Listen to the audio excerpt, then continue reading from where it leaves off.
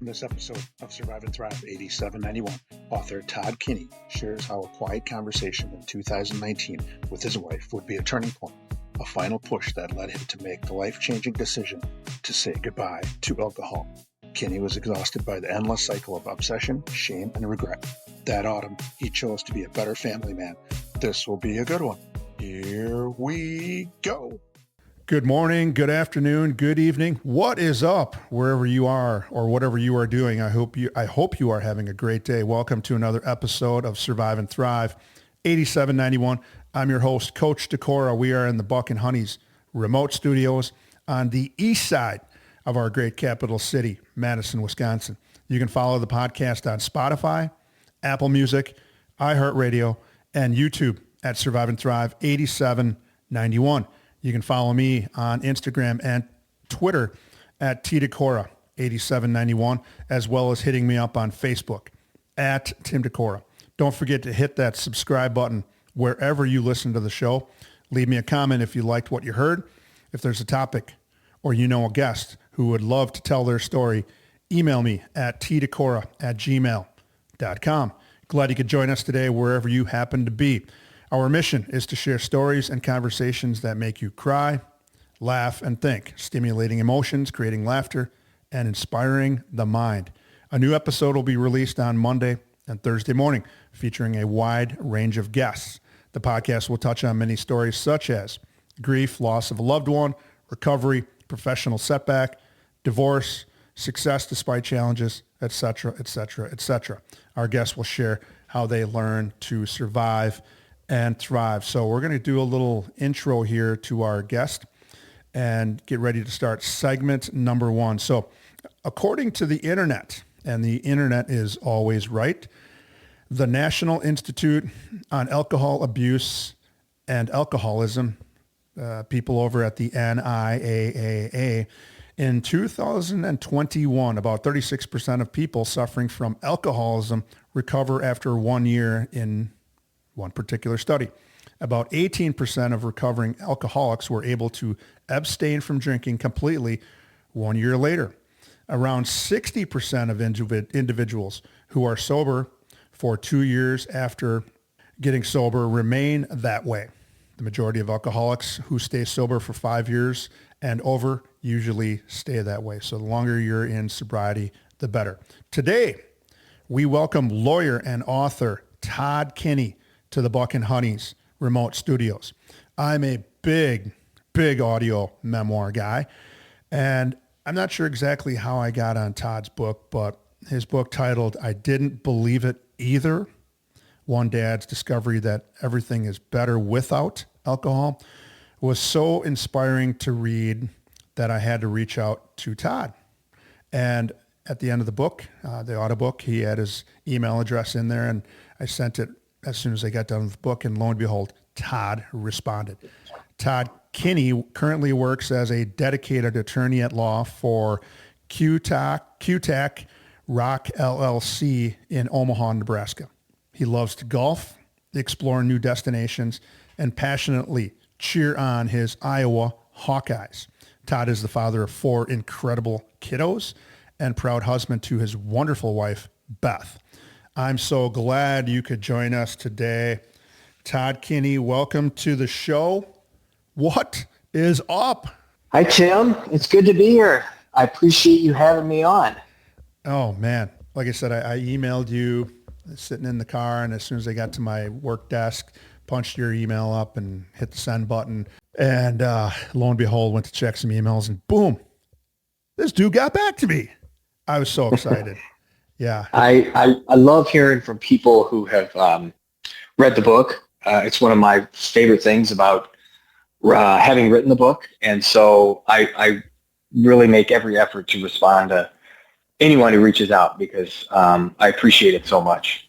Yeah, I suppose that's, you sprinkle in some emails and phone calls in with some positive messages. I gotta imagine that's helping your sobriety and your program. And yeah, I imagine that gives a little kickstart to keep doing what you're doing. It does. It's a good reminder of kind of why we do these things, and it's reinforcing, or it reinforces for me exactly why I wrote the book, because I wanted to help people and I wanted to write something and put a story out there that would hopefully resonate with some folks. And so it's a good feeling whenever that happens. Yeah, no, I'm just thinking as you were talking and I'm listening, I'm thinking, brother from another mother. I mean, you say some of the same things that I tell people about my own sobriety, but we're not here to talk about mine. We're here to talk about yours and how you can help and how the book helped me. And I know it's going to help people. Hopefully it helps people in the south central part of Wisconsin, because we're going to talk about some things that you and I are working on, but we're going to get to the podcast. So shared a little banter. I do have some questions for you though. And then we kind of talked off air, but you know, kind of what's coming at you. So here we go. You grew up in Nebraska, Omaha, Nebraska. Yes. And you're not a Cornhusker fan, which I find a little bit hard to believe, but you are a Hawkeye. Whoa, how? I am. What happened other than I know, yeah, you went to school there. Yeah, I get that question a lot when people find out that I grew up here and lived most of my life here. It's people have a hard time understanding how that happened. But, you know, my parents were both from Iowa. They both went to Iowa. Mm-hmm. My dad is a huge Hawk fan, even though he's lived in Omaha since about 1971, I think. So, but his Hawkeye fandom has never wavered. So I was sort of born into it, but you know, I have a funny story that I tell my Nebraska friends. My very first Iowa game was in 1981 when they played Nebraska. Mm. And I remember wanting to root for Iowa because I liked Iowa and my dad liked Iowa. But I was a little confused because I lived in Nebraska and was surrounded by the Big Red mania at that time. Cornhusker Nation. Yep. And I was a little torn. And then lo and behold, we go to this game in Iowa City and Iowa pulls off a huge upset. And the only thing I remember from that game is, one, how happy my dad was, but the fans rushing the field after the game. I'd never seen that before. And from that moment on, I was hooked. And, you know, I tell my Nebraska friends, you know, if Nebraska just won that game, it might have altered the course of my life, and I might have grown up a Nebraska fan. But the rest was history after that. There was no turning back, and it's been a lifelong obsession that's brought me some joy, some heartbreak, and everything in between. Yeah, exactly. You know, as you started to share that story about your dad and the Hawkeyes, a lot of the book is going to come flooding back to me because that's the story you have in the book. So I'm gonna probably be smiling here, and heart's going to be fluttering a little bit. So one thing I remember about my childhood, and you say Omaha, I remember that Mutual Omaha's Wild Kingdom. And we talked off air as well about Marlon Perkins. He's behind the in the blind, and you got Jim Fowler out there wrestling an alligator or some kind of wild animal that he's, you know, good chance 50-50 shot, or maybe even 70-30 shot, he's going to die. But I just remember watching that show as a kid. And Mutual Omaha's Wild Kingdom, and I had asked, and you didn't meet those guys, but you have another story. Yeah, it's funny. That show might be, next to Warren Buffett, might be Omaha's biggest claim to fame. Oh yeah, that's right. Yeah. I was in a cab. This was a couple years ago in San Diego, and just striking up a conversation with the cab driver, or an Uber, I guess it was. And he had come here from another country. I don't remember which one, but he was listing off some of the cities that he was determined to see now that he lived in America. And it was like what you'd expect, like New York, Vegas, I think he said Miami, and then he said Omaha. And I was like, why? What? How did Omaha get on that list? And wherever he was from, he got very little American TV, but one of the shows that was on was Mutual of Omaha's Wild Kingdom. He had always had Omaha in the back of his mind from that show, and he was going to try to get there one day. So I told him good luck. It might be a little different from the other cities on his list, but that I hoped he made it to Omaha someday. Yeah, we chuckled earlier about, I know when I say in this same breath, New York City, Miami, Vegas. I usually don't sprinkle in Omaha. It's usually LA Yeah. or Seattle or Austin, but yeah, Right. definitely Omaha. All right, so Bellevue West High School. As a Badger fan, and I know I have a lot of Badger fans that are listening that listen to the show, but you're a alum of Bellevue West High School. Yes. You don't know who Chucky Hepburn is, but you followed his career. Go ahead and talk. Yes, I don't. Yeah, I don't know him personally, but obviously he was a big star when he was in high school, and so I followed it. Because he went to my same high school. I would have loved for him to end up at Iowa, but he went off to Wisconsin. And I mentioned I was relieved when he left Wisconsin. I was surprised that he left Wisconsin, but I was also relieved because I didn't want to have Iowa play him anymore because he always seemed to come up with that big steal at that exact right moment with 2 minutes left in the game that would, kind of seal the game for the Badgers. He was just a menace to deal with on defense. When he announced he was transferring, I was afraid he was going to come back to Nebraska. And so I was relieved when he didn't because I just soon have him out of the conference. He is out of the Big Ten, and I think we're relieved he's out of the Big Ten and at Louisville because we don't have to see him twice because, yeah, he was a good to great player, and we value defense up here as well as taking care of the basketball, and that's what works for us, and that's what he did. So all the best to Chucky. So, all right, we're going to get moving to segment number 1, but before we do that, our sponsor, Buck and Honey's Restaurants, have been impacting the communities of Sun Prairie, Monona, Waunakee, and Mount Horeb, communities near our capital city, Madison, Wisconsin, with their great food, drink menu, 5-star customer service, and a welcoming and vibrant atmosphere. People keep coming back. So with 4 locations in the Dane County area, 1 is close by. If we get you to Madison, Wisconsin, I will be taking you to Buck and Honey's for dinner. So if you're a pizza guy, they got a great pizza, but they also have another, like I said, great menu. So I'll be taking you there if we can get you here. Okay. Anyway, segment number 1 is what was it like before, and then kind of what happened. And then the what happened part will lead us into segment number 2. As we said, you grew up in Omaha, Nebraska. You already talked a little bit about your dad. Maybe touch on your mom's siblings. Go ahead and run with that for a little bit here. Your family, what was that like growing up in Omaha? I grew up in a very, I would say normal, well-adjusted, middle class to upward middle class family. I have 3 siblings. I think they call that, don't they call that nuclear family? Yes, I think they do. That's a good description of it. And it was, I had 3 siblings, 2 sisters, and a brother.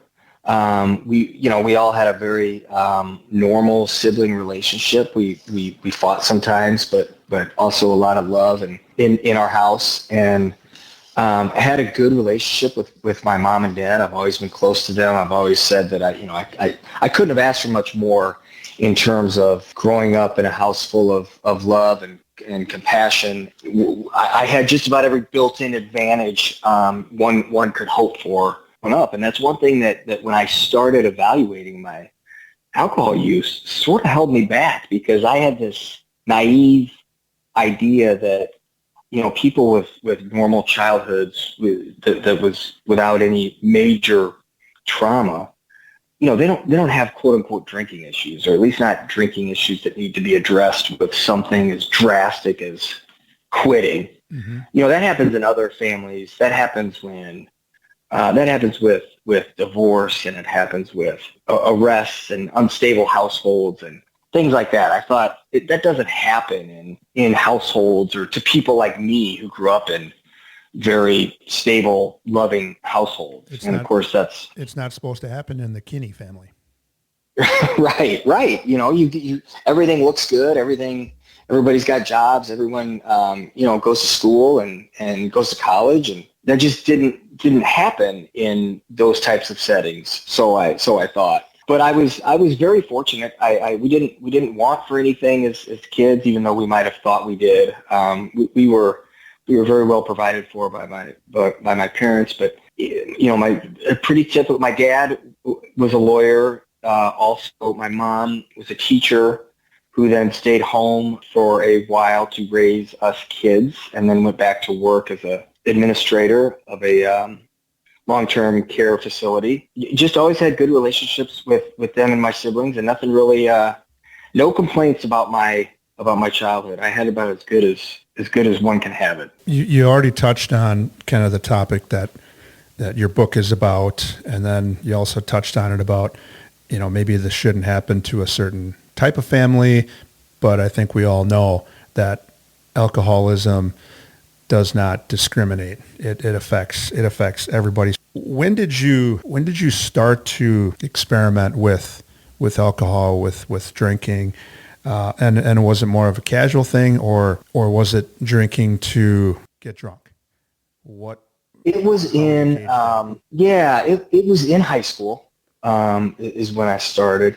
I remember it being a little later for me than most of my friends. And I don't think there was any big reason for that other than I was just a little apprehensive about it for a long time, and looked at it as something, kind of risky and maybe with some downsides that I just sort of wanted to stay away from. But that only lasted so long. And I drank for the first time, I think I was a sophomore or junior in high school. Got very drunk the first time I drank. And I would say after that, it was more recreationally. I don't remember being a lot in high school. I do remember feeling like I was fitting in more, which I liked.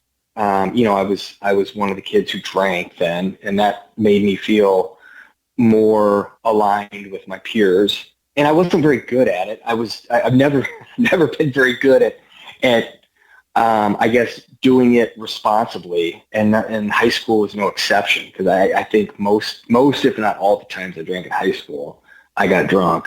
But I had very little awareness and concept of what alcohol did to my body. I would go from 0 to 60 before I even knew it. That sort of, it's funny, that kind of followed me throughout my drinking to lesser extents, depending on kind of the phase of my life. But I've never been good at, I guess, tempering my drinking, and high school was no exception. And I didn't do it a lot, but I did it, I don't know, I'd say on a fairly regular basis. Maybe consistent with my peers, or a little less. And so when I left high school and went off to college, I would have called myself a fairly normal teenage drinker, I guess. Mm-hmm. So yeah, we talked about, so my kind of my next lead in is so you graduate from high school, Bellevue West High School, and you venture to Iowa City, the University of Iowa, and probably one of the reasons was that you had that love from that football game, and then you also mentioned that your parents had gone and were graduates of they're all Hawkeyes. Was there any other lures there? And then you talked about the drinking. What was that like in college? Yeah, no, it's funny. I just knew I wanted to go to school at Iowa ever since I could remember thinking about college. It was the only place I applied to, and it was just never really a question for me. Mm-hmm. And I remember my sister, who was a year behind me, and was a very good soccer player. So she had several options on where to go to college, and had a very hard time deciding. And I remembered that process being so foreign to me. It was so puzzling to me that someone would have to sit down and go through a tortured decision process on where they were going to go to college. Because for me, it was just automatic. So I ended up at Iowa, loved it there, absolutely loved my college experience, mm-hmm. Loved Iowa City, still do. And, in hindsight, when I started digging into my drinking, if I'm being completely, honest, part of the reason why I loved all of that so much was because the drinking atmosphere there was, it was anything goes. There was always someone willing to go out with you. There was always an excuse to go out to the bars. There was always a reason to get drunk if you were looking for one. It was just everywhere. A lot of culture. Yes, a lot of culture. I mean, I think Wisconsin is known for its drinking culture. A lot of college campuses are like that too. Iowa's no exception. And it's just, excessive drinking doesn't stick out as something unusual or something problematic in an atmosphere like that, because all you have to do is look to your left or look to your right and someone else is doing it too. And so you feel like everyone around you is doing the same thing. And so it provides a really good mask and excuse not to evaluate your drinking if you're looking for one. And I certainly did not want to evaluate my drinking at that stage of my life. I enjoyed it immensely. Did deep down have some concerns about my drinking at that point, but it was more along the lines of, sometimes I get too drunk. I probably shouldn't do that. So it wasn't any deeper than that. Very surface level, and I knew it bothered me when that happened, and I knew I didn't like the way I felt when that happened, but it didn't go much deeper than that, at least in college. Yeah, I know, I think there's a lot of listeners that have gone to college, have seen, lived that experience. The unfortunate part is you don't stick out if you're a partier, but you unfortunately do stick out if you aren't. And if I had to look at it, if I had to go back, I would have definitely did things differently, and I would have studied more. I would have taken care of my body a little more, and there's enough time to do that partying. It's just let's get through college, and unfortunately it's the other way. So after college, you're off to law school, thinking that you're going to be this professional, a lawyer. The party life should slow down, but it didn't. Describe that. No, it did not. Yeah, it's funny thinking back on it because, as you mentioned, I viewed law school as kind of this, a more professional setting. It's like, okay, college is over. The fun part is behind you, and law school is going to be more intense. It's going to be more difficult. It's more serious. And so I assumed the drinking would slow down, and I assumed the drinking environment would be different. I remember like I want to say like first or second night there, and I went to law school at University of Nebraska. I was real close to going to Marquette actually, but ended up at Nebraska. And like the first or second night there was a party put on by the Student Bar Association at a bar in Lincoln, and it was an open bar. And I went, and it was just like a college party, except there were professors there. Yes, also drink. I remember that from the book. Now I'm like, holy cow! Also drinking, some more than others, and I thought, oh my gosh, this is like the drinking is the same here, except it's sanctioned by the school almost, because this is an official Student Bar Association event. And I quickly discovered that the drinking was not different. It was it was a little less. I mean, it was a little different in that people weren't going out Monday, Tuesday, Wednesday like sometimes you find in college. But there was plenty of drinking to be had, and it became more of a work hard, play hard kind of dynamic. It's sort of a justification. The interesting thing about law school, or probably any grad school, is if you want, it's pretty easy to justify whatever your drinking habits are because you're working hard, you're studying a lot, and therefore you deserve those drinks at the end of the night or the end of the week. And it's real easy to justify whatever your drinking habits are. At that point in my life, I didn't have a lot of healthy outlets other than drinking for the stress and and everything that comes with law school. The drinking was pretty much the same. I mean, I might have been doing it a little less than in college, but the way I was doing it was very similar. And I was still drinking too much too often, and I was still having trouble controlling it, and I was still, drinking more than I told myself I was going to. and I was still breaking all the rules I would put in place for myself more often than I wanted to, and it was still causing those feelings of shame and failure, and just, why can't you get a hold on this? And why did you drink too much again last night when you said you weren't going to? Why does this keep happening to you? What's wrong with you that you can't get a handle on this and figure it out? All those feelings were still there. But again, I was not digging into them very much at that time either.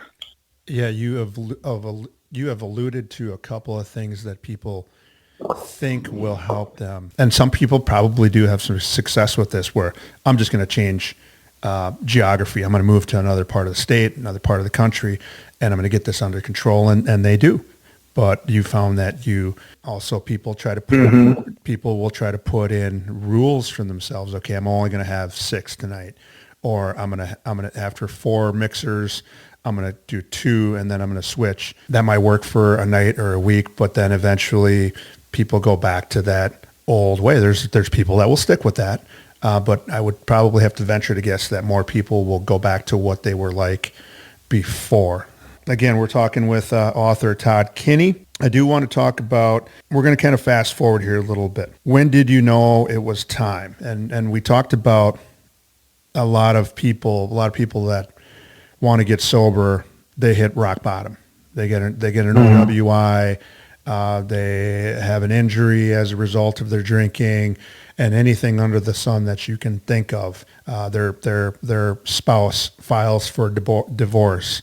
All kinds of things happen. Those would be rock bottom situations. Or they're given a diagnosis of, hey, you drink too much, your health is really bad, you need to get sober. You did not have that rock bottom. You referenced in the book as little rock bottoms. And now you're going on your 6th year of sobriety. What were some of those little rock bottoms? You're right. I did not have a spectacular flame out, rock bottom that jolted me into the decision, but it was, I started meaningfully evaluating my relationship with alcohol in 2013 when I started going to a therapist. And that's really when I started digging into things and taking an honest look at my drinking and the effect it was having on various parts of my life. I had no desire to quit at that time. I just wanted to get a handle on it. I wanted to kind of fix it. And so between 2013 and 2019 was what I call my evaluation period. And yes, it really did last 6 years. It seems like a long time when I look back on it now. But during that 6-year period, that's where my little rock bottoms happened. And, they were things like my kids were getting old enough where they understood what it looked like when adults had too much to drink. Mm-hmm. And I knew that, especially my older two, could recognize when I was drunk. And there were a couple nights where I came home and had conversations with them and did not remember those conversations the next morning. And that really bothered me. That bothered me in a way that was different from how my drinking had bothered me before, because all of a sudden it wasn't just my problem. This was something that now I was bringing my kids into. And that really, really bothered me. Mm-hmm. And it not only did it make me feel like not a great person, but then it was making me feel like not a very good dad. For whatever reason, I separated. I could deal with making myself feel bad about myself. I get over that, and I talk myself out of that. And by the time the next drinking occasion rolled around, I had made peace with that. But when it started making me feel like I was not being the best dad I could be, I could not run from. I couldn't talk myself out of that, because I just thought, these kids didn't ask to be brought into this world. We brought them into this world, and you only get one shot at this parenting thing. It really, really affected me when I had those moments where I felt like drinking was keeping me from reaching my potential as a dad. So my kids getting older and being able to recognize that stuff was a big part of it. I just started to feel like, I was getting to be I was 44 when I quit. So I was, I was in the age range of, say, 38 to 44. And I just thought, there were many times where I thought, you're a 40-year-old father of four. I think it's time to stop getting this drunk. I think it's time to stop just behaving in the way I was behaving. It didn't, my drinking habits didn't change a whole lot, but my circumstances in life did. And when you're drinking too much and you're coming home and you're passing out and you don't remember the end of the night when you're 24, that's one thing. It's still not a good thing, but that's a lot different than when you're 40 and you're doing it and you've got kids in the house. Not to mention it was affecting my relationship with my wife, and she never came to me and said you need to stop drinking. There were times when I actually kind of wish she would have, because I was waiting for something like that to happen. But it was affecting us, and I started to feel that, and she didn't like it, understandably so, when I would drink too much. And when you do it over and over and over again, even after you've told yourself and after you've told your wife multiple times, like, it's not going to happen again, and it continues to happen, that erodes the relationship. That chips away at the relationship, and it builds resentment, and it erodes trust. Neither of those things are good for the long-term health of a relationship. And so I knew it was affecting my marriage. That really bothered me too, because I felt like I was responsible for doing something that was weakening our marriage. And that bothered me, and it scared me, because if you continue down that path, I didn't know exactly what would happen, but I knew enough to know that it's not good to continue down that path. That only bad things happen if you continue down that path. Yeah, I got a couple of takes on there, and I'm glad your book and this segment, this episode of our podcast is going to help, I think, three levels of people. First of all, you got the people that their kids are out of the house. Maybe it's time that maybe I should have gotten sober or substance-free or clean when they were in, but I'm going to do it now. You've got that people that you've got that parent group that have kids the same age or close to the same age as yours. What did you say, 14, 11? Yeah. Let's see, they were 14, 13, 9, and 7, I believe, when I quit. Don't quote me on that. We won't somebody can fact check us, but they're going to come to you. But you got that parent group that's going to be in that age, and their kids are at the age that you're going to affect somebody in a positive manner by telling your story and then them getting sober. And then you've got that group that's going to be younger, and maybe they don't have kids. Well, I'll stop drinking when I have kids, but sometimes that's not always the case.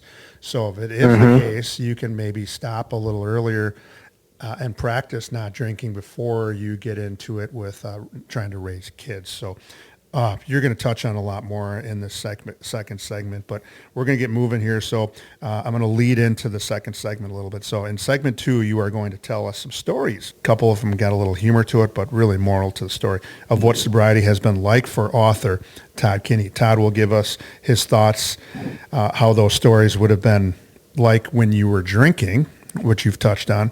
And then you're also going to talk about what they are in fact like now because you are sober. Please stay tuned. Don't change that dial, because you're not going to want to miss segment 2 of Survive and Thrive 8791. We'll be back. If you, a loved one, or someone you know who is experiencing a physical, mental, or emotional crisis, there is help or resources out there. Contact NAMI, the National Alliance on Mental Illness helpline, at 1-800-950-6264. This is a free service providing information, resource referrals, and support to people living with a mental illness, their family, providers, and the public. United Way 211 is available 24/7, 365, and offers free confidential assistance. They connect people with the local programs and services that can help. Dial 211. Crisis Services, dial 911. Suicide Prevention Lifeline, call 988.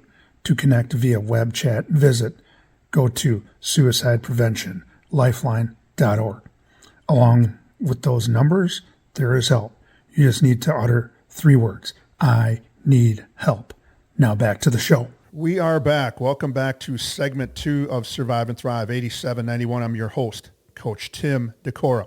The podcast is where I feature guests who share their story in hopes of helping others who may struggle with what life throws at them. In 2019, author and lawyer and author Todd Kinney was growing tired of fighting his internal battle. He was worn down by the constant negotiating and obsessing, and he was sick of the torment, shame, and regret. Then in the fall of that year, his wife whispered something into his ear that would end up changing his life forever. And he decided to quit drinking. Todd Kinney, we thought about putting this at the back end and then circling back, but I think we're going to do it right away. What the heck did she whisper into your ear? Listeners, I want to know. I can't remember. I want to know. Listeners want to know. So let me set the stage a little bit. The context is meaningful, I think. It was October of 2019. We were in Scottsdale, Arizona for a 40th birthday celebration of a close family friend. And so there were no kids. It was just our family friends and a few other couples at a nice resort in Scottsdale. And, I was looking forward to the weekend because it was a kid-free weekend, and we were going to be with people who are always fun to hang out with, and we always have a good time with, and we've known them forever, and they're like family. We had a good weekend. We were sitting out by the pool on a sunny Saturday. It was perfect weather. I was drinking a little more than everyone else, which is what I tended to do in those situations. And, the time came about 5 o'clock-ish in the afternoon where everyone started to kind of gather up their things, head back to the rooms, and get ready for dinner. We were scheduled to have a dinner in a private room at the resort. We get back up to the room, and my wife, of course, thinks I've had too much to drink and that I should just lay down and go to bed for the night, which I thought was ridiculous things I'd ever heard in my life. And I said, no, I'm fine. I just need to get some food in me, and it'll be fine. She gets ready, goes down to the dinner, is hoping that I go down to the room, stop at the bar on my way there, grab an extra drink that, I can have when nobody's around, and then walk into the room. Of course, I'm drunker than everyone else in the room. And she knows this because she knows me well, and she's been through this drill enough times that she knows exactly how this goes. And it's me and her, and then across the table are my parents because they were there too for this birthday celebration. That's when she whispered into my ear, your parents are staring at you. What? And she said it again. She said, your parents are staring at you. And I kind of look away. I don't even look up to see if she's right. But I just looked away, forgot about it, didn't want to deal with it. And I went on with the night and went to bed. And I woke up the next morning, and I could not get those words out of my head. I could not stop thinking about them. It was going round and round and round again. I wanted to run away from it, and I couldn't. And the reason why it was bothering me so much was, if you know, my parents are two of the most compassionate people in the world. I didn't think they were looking at me with shame or disgust or even disappointment. What I thought was they were looking over at me, and they were probably sad.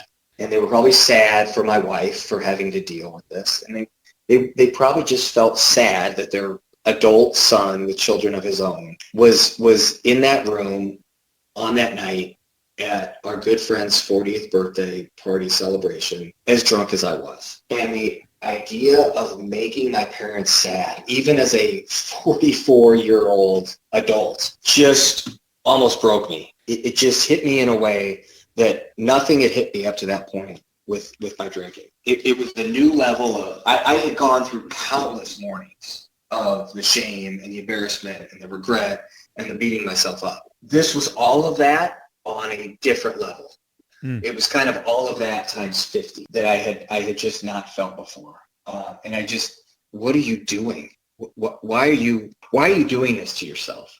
Like, how many more times are you going to do this before something changes? And that night ended up being the last time I had a drink. I didn't know, I didn't announce it. I didn't commit to it that day. What I committed to that day was a 90-day break. And then I committed to a 6-month break. And then in between like the 3rd, 4th month of that, I was like, okay, this is going to be for good. And that's when I finally got comfortable saying the words out loud. That's what it was. I had no idea going into that weekend or that day that was going to be the last day I took a drink. I'm forever grateful that my wife whispered that into my ear, because it it landed. It shook me enough where I thought, enough's enough. That's a powerful story. I mean, when we talked earlier about these little rocks and such, I think for me, letting down a parent, letting down a grandparent or a coach, seeing me acting different dramatically would be disappointing. And I think there's unfortunately going to be some listeners that are going to be saying to themselves, that was me. Or it's going to bring back and jog some memories of, hopefully, hey, you know what, maybe I got to take a look at my situation and I got to make it better. So your parents are looking at you, which then, starts the path of recovery, sobriety. You write a book.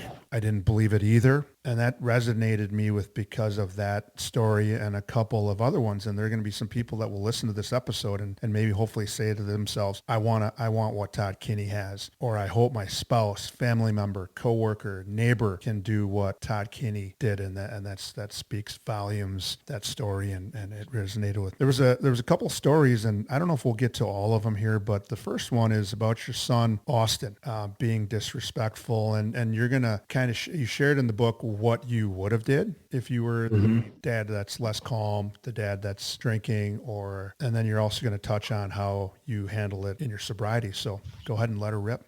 Yeah. So one of the biggest blessings for me of quitting drinking has been the calmness and the peacefulness that I have now as a person, just generally, that I didn't even know I needed. I didn't even know was out there.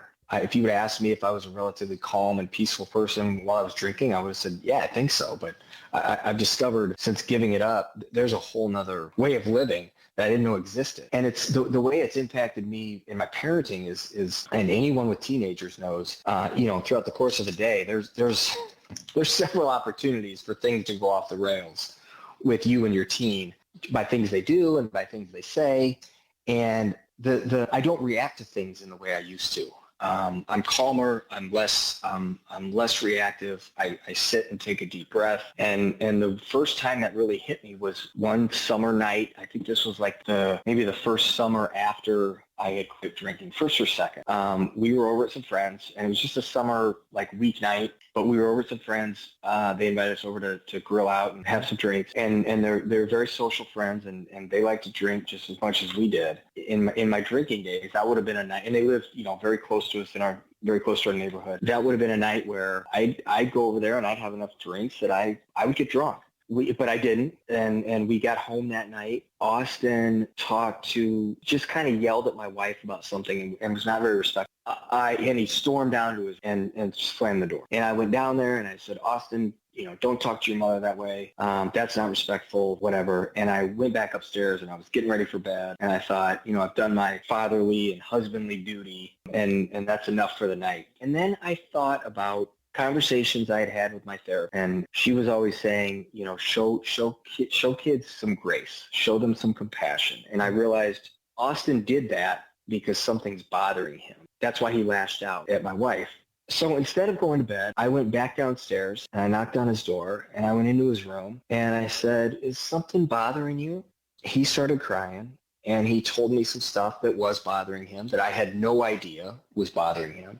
And we had a discussion for 45 minutes and just about what was going on and how we could attack it and how we could address it. And, we didn't come to any grand conclusions that night, but we ended up hugging. I ended up telling him I loved him. I ended up going back upstairs feeling like I just had a very good, necessary conversation with my son that never would have happened had I drank that night at our friend's house, because I would have been in bed and I would not have had the patience or the foresight to think about something bothering him and then going down and talking to him about it. Never would have happened. And those are the moments with kids where it doesn't even matter so much about what the conversation's about or if you decide, if you know how to fix it. I remember thinking like, oh, I've got to have the exact perfect right thing to say in this situation. And my therapist later on was like, you don't have to say the exact right thing. You just have to be there for the conversation. Just having the conversation is one of those things as a teen that can be a building block for something down the road. It can bring you closer. It can build trust between you two. It can make them feel like they can talk to you about things that are bothering them. That's all we want as parents, right? We just want to have those communication lines open with our kids. So hopefully, because they're not going to tell us everything, they never will, but hopefully they'll tell us the big stuff that's really weighing on them. And that night was a huge kind of an eye-opening lesson. Moments that can happen with your kids when you're not drinking and you're not weighed down by what alcohol meant in my life. Those moments that night, that conversation I had with Austin, I mean, drinking can't compete with that. No way. That was really eye-opening. Yeah, you referenced regularly checking out, and you would have, if you had drank that night, grilling out with some friends, all the recipes there for a lot of drinks to go down, and you would have been checked out. You'd have been checked out the next day. Prioritizing alcohol over family, you said, isn't self-care. Instead, you had all of these other situations that came up. You took care of yourself that night. You were probably able to comfort your wife a little later on.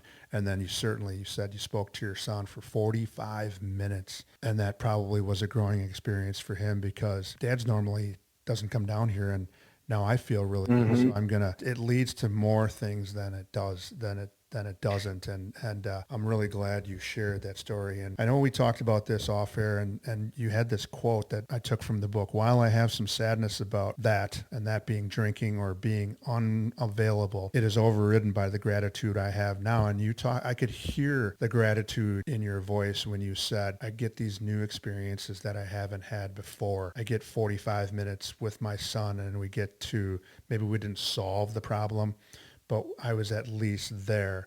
And you explained that you felt good, and you went up and went to bed for the night, and he probably felt good. And nobody's walking on eggshells the next morning. So such a powerful story. So that leads me now into, if you had some suggestions for anybody that wants to get sober, you sent me 4. And I want you, I'll tell you what you sent me, and then you can talk a little bit about them, but maybe taking about 2 minutes on each. If somebody wants to get sober, here's what author and lawyer Todd Kinney did.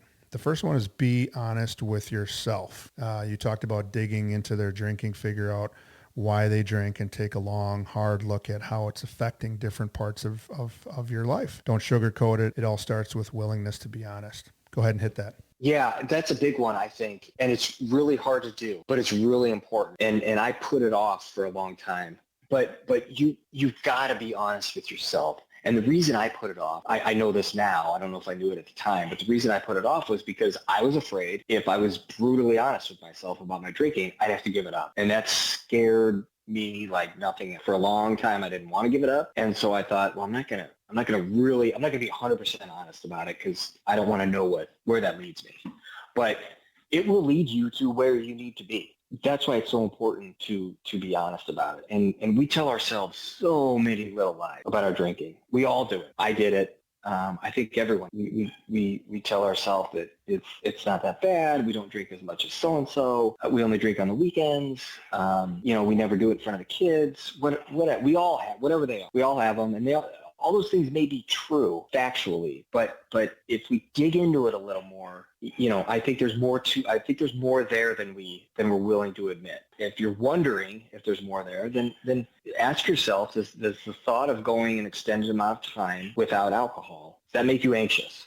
And if it does, then there's probably something there. It made me very anxious. It scared the crap out of me. But that means there's something there. And I would say just dig into that and get curious about it. Number 2 of 4, connect with people who have done it or are trying to do it. That might be the single most helpful thing you can do. And you said, in your opinion, it sounds like walking the same path other people have. So go ahead and talk on that for a second. Yeah, connection is huge. I remember about 4 months after I quit, my therapist said to me, she said, you need to find a community. You're doing this by yourself. And at the time I was like, no, I don't need a community. I'm doing fine. Like I wasn't having a lot of intense physical cravings. I was having some issues kind of, I guess, emotionally and socially. Being out and about and socializing without drinking it was weird. It was awkward and it was uncomfortable. And I did have trouble with that, but I thought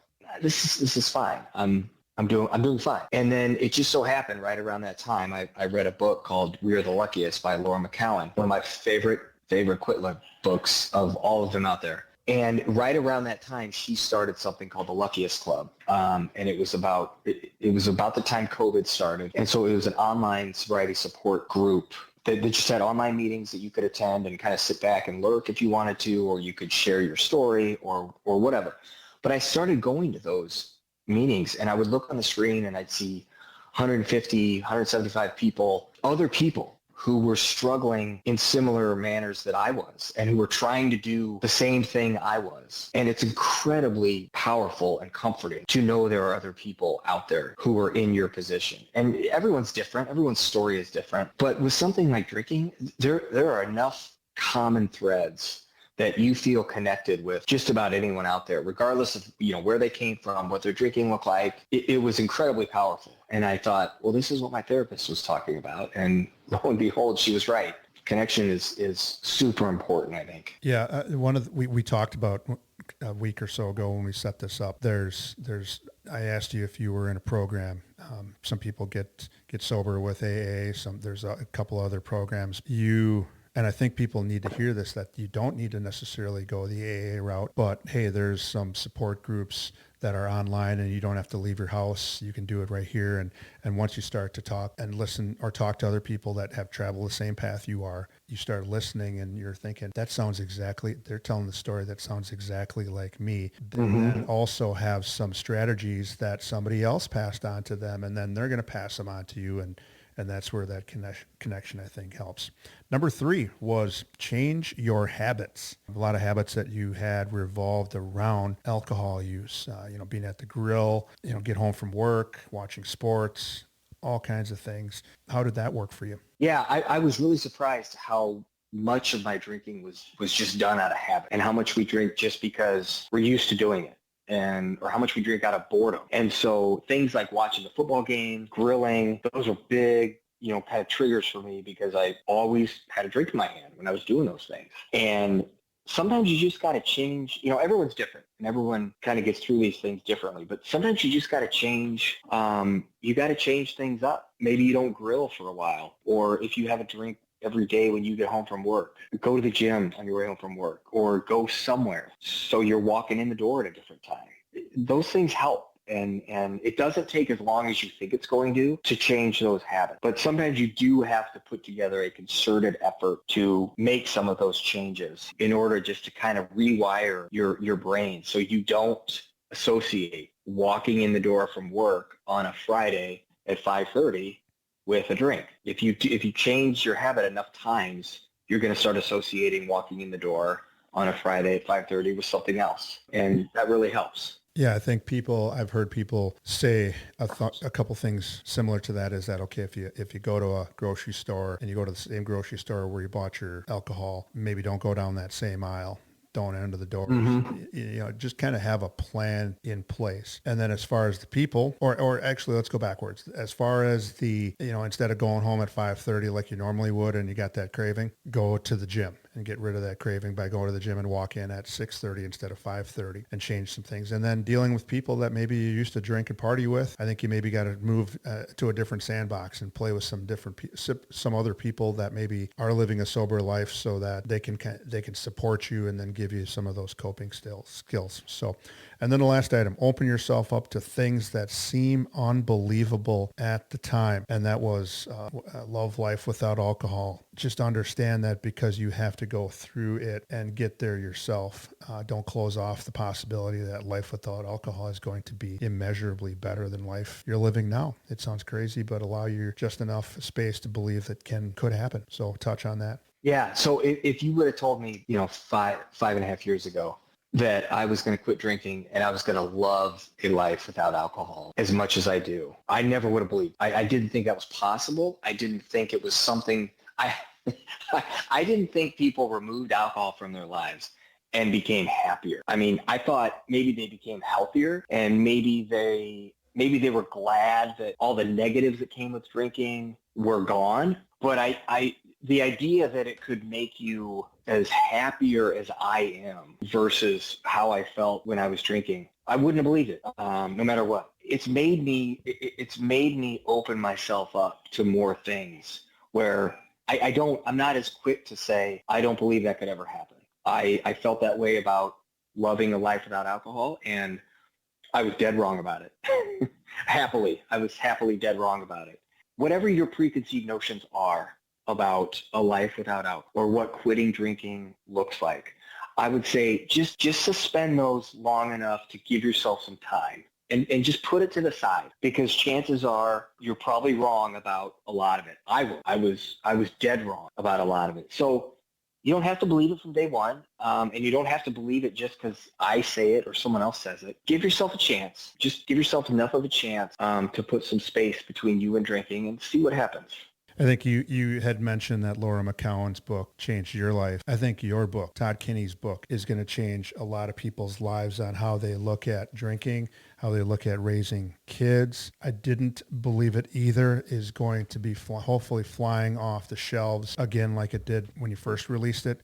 It's inspired me enough to call you and then hopefully get you to come to South Central Wisconsin in the near to distant future and to share your story, because it resonated with me, and I know it's going to resonate with more than just one person. I think it's going to resonate with a large community, a college student, a parent, a future parent, a past parent, a lawyer, a professional, somebody who likes the Hawkeyes. The book is going to resonate with a lot of different people. And I'm so glad that we had this opportunity to sit down. What an episode. I think your story will definitely help people or parents or specifically even dads get sober. Your strength to share publicly with the book and now Survive and Thrive. And now the Survive and Thrive 8791 crew is an inspiration. And now you're going to be helping others in a different part of the country to hopefully get sober, want sobriety, and stay sober. A call to action. Todd Kinney just shared an experience that our listeners can learn from. These 4 things can help you survive and thrive just like Todd did to get sober. And that was to be honest with yourself, connect with people who have done it or are trying to do it, change your habits, and open yourself up to things that seem unbelievable at the time. And for you, that was life without alcohol. So as we close another great episode of Survive and Thrive 8791, are there any final thoughts, Todd? Tim, I would say, one, thanks for having me today. I really appreciate it. I've enjoyed this immensely.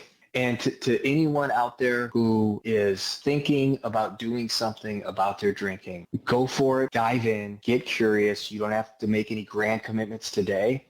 But I promise you, if you're honest with yourself and you get curious and you start thinking about these things, I promise you, no matter where you end up, you will not regret doing that. That's a great final piece of tape on the holiday present that you just put on this episode. Man, I want to thank you, for picking up and answering that email, it gives me a phone number I could reach out to you a week ago, and then certainly getting on the podcast today. I will circle back with you in the near future, because I want you to, again, hopefully get you here and have you address our little community. And then hopefully word gets out that the work you're doing, not only with your book, but now with some keynote speaking. I think you would be phenomenal on the keynote speaking tour. So again, thank you so much, Todd, for your time today. On our next episode, we will have another amazing guest who will share how they survived and thrived. If you have a story to share or you know someone who does, please reach out to me at tdecora@gmail.com. Until next time, hang in there with whatever you happen to be going through, and with hard work, dedication, and determination, you can survive and thrive. Until next time, take care, everyone. Happy holidays.